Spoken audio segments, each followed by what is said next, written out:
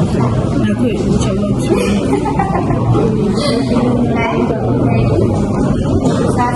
and good morning to my fellow friends and also Madam Shalini. My name is Mida and today me and my team will be presenting about food and multiculturalism in Malaysia, unity through diversity.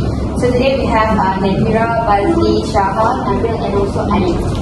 Alright, so I will start with the background first. So Malaysia is well known for its multicultural food, where we have Malay, Chinese, Indian, and also indigenous people that are living together. So each group, they has their own special dishes, flavors, and also cooking style. And also that is why Malaysia is often called as a food paradise. So like a simple plate of nasi lemak, roti canai, or laksa can show not just a taste, can show not just the taste, but also our culture and identity. So food might help bring people from different races closer, and because eating together might bring harmony and also respect. But behind all these delicious food, there are some issues where our eating habit could cause health issues. So according to National Health and Morbidity Survey 2023, over 54.4% of Malaysians are overweight or obese. So this is because we eat a lot of fried foods, sweet foods like noodles, kueh, and also dishes with coconut milk. So this might increase the risk of obesity and heart disease. Next is the cultural impact, where younger generation or younger Malaysians may prefer fast food or fusion dishes, and it may lead to they might lose traditional recipes that are passed from the elders. So if this continues, traditional knowledge and also cooking methods may disappear. And lastly is the halal issues, halal issues. So like since 2022, there have been like more than 100 halal properties with good worth over around 3.59 million basis. So this is because some businesses misuse the logo, the halal logos, to make profit, to make more money. Alright, and weak enforcement allows such issues to continue. And if this is not fixed, people's trust could be lost. Now I'll pass to my team to give further explanation about the issues and solutions.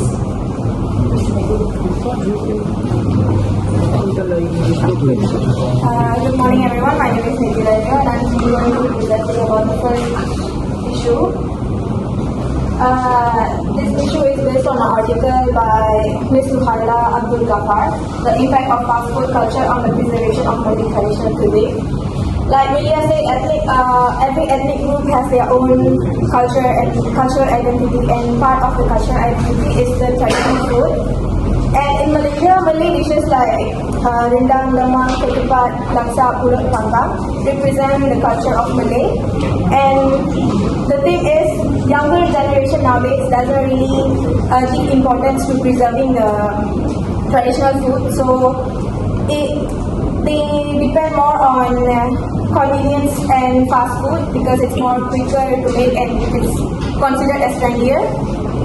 And mainly the cause is because of their busy lifestyle.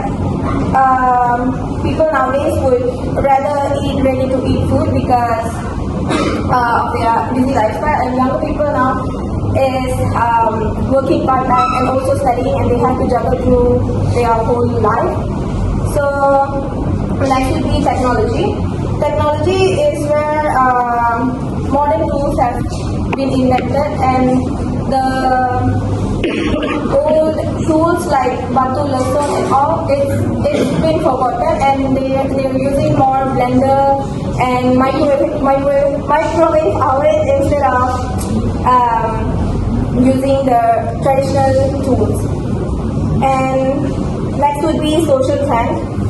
Nowadays everything is based on social trend instead of our cultural traditions, and because of the trends, they're forgetting to eat like traditional food. Like, okay, let's for example, there's matcha. Because matcha is becoming trendier nowadays, they tend to drink matcha instead of going for the traditional food or Western food, in example. And the last but not least would be family factor. Parents with dual income has the luxury to buy food outside instead of making it at home, and they tend to forget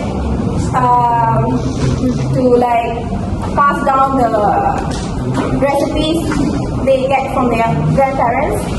And in conclusion, younger Malaysian eating habits have to change.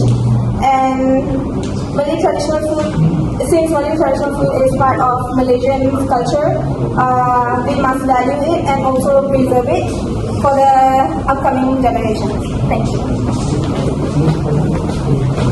My name is Shaha and I'm going to tell you about our second issue, which is health and nutrition in a multicultural life. So as you all know, Malaysia is basically a cultural hub. We have many different ethnicities such as Malaysian, Indian and Chinese. So all these ethnicities mix. We have a very diverse variety of food available to us. And mostly these foods tend to be calorie dense due to how they are prepared. And the food are basically readily available to us. You can see wherever you go, there is always food. In malls, in the restaurant areas, in our universities, everywhere food is readily available to us. So we tend to consume it without thinking about what we are actually putting in our body. For example, traditional foods like nasi lemak, roti canai, mee goreng, these are food that we eat on a daily basis, but we don't think about how they are prepared. For example, all these foods, they use coconut milk, ghee, or they are prepared using deep frying methods. All these things will increase the amount of bad cholesterol in the food and refined carbohydrates. So basically, our calorie intake is increasing by a lot, and we don't even realize it. So we don't pay much attention to exercising or staying healthy or eating mindfully. So because of that, the high intake of this type of food leads to obesity, and over time it can lead to issues such as heart disease, stroke, and even type 2 diabetes. So this is an issue that we as a nation need to consider and tackle before it goes out of control. Now I'll pass on to my team. Hello, my name is Ali Hakim. The third part is for the issue is related to the halal certifications, where certain businesses or individuals, like small vendors, would use the halal without fully understanding the meaning behind it, such as when the method they use to sell the products or what is sold and what can be done within their business areas, like selling alcohol beverages or food such as meat that is not properly butchered following the Muslim laws, and also selling of pork meat, which is mostly not in the halal category.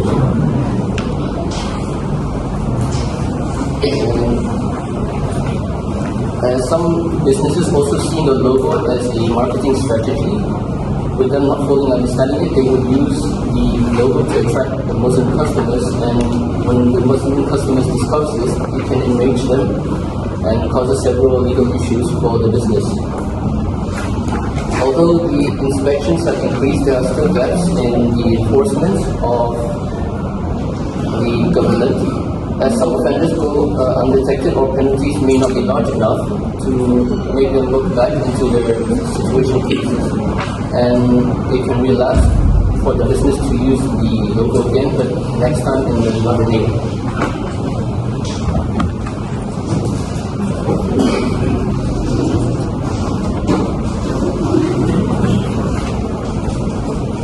That's all from me.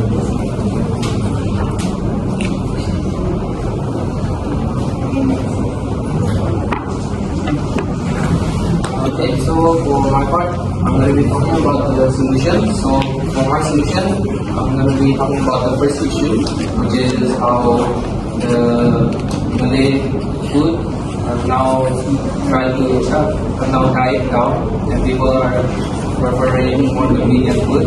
So what we can do to still keep traditional food alive is we can promote the Malay traditional food through schools, as well as through social media. So through school, we can do like a bit of cooking demonstration for them, or we can ask like the cafeterias to prepare traditional food, so they're able to eat traditional food. That's like very convenient for them.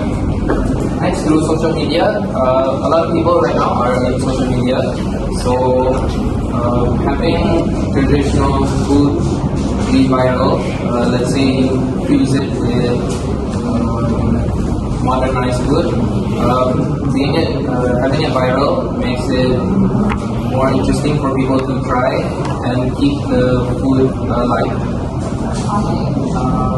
Next, so making the traditional dish more convenient. Right now we have, there are traditional foods that are sold in packets, where you can just heat it up. So having that, people can still have the convenience of eating fast, but still taste the convenience of eating traditional food.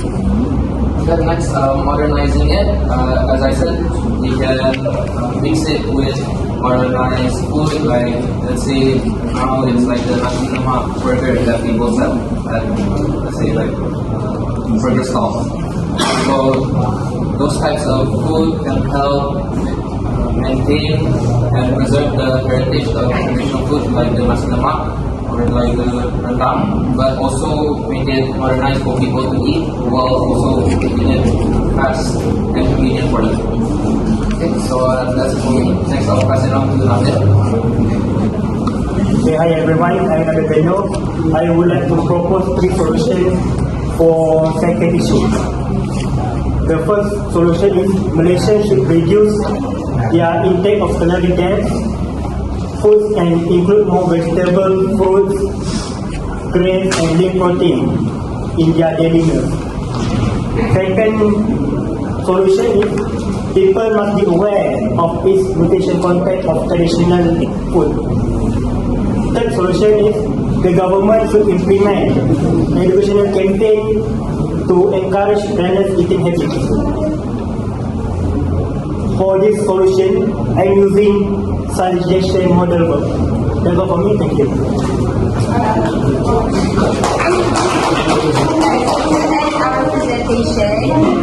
Food in Malaysia is not just about eating, it's about culture, unity, and also identity. So if we take care of our food traditions, our health, and protect our authenticity, our multicultural food can continue to be a symbol of pride for all Malaysians. So thank you for listening. I hope you guys enjoy our presentation.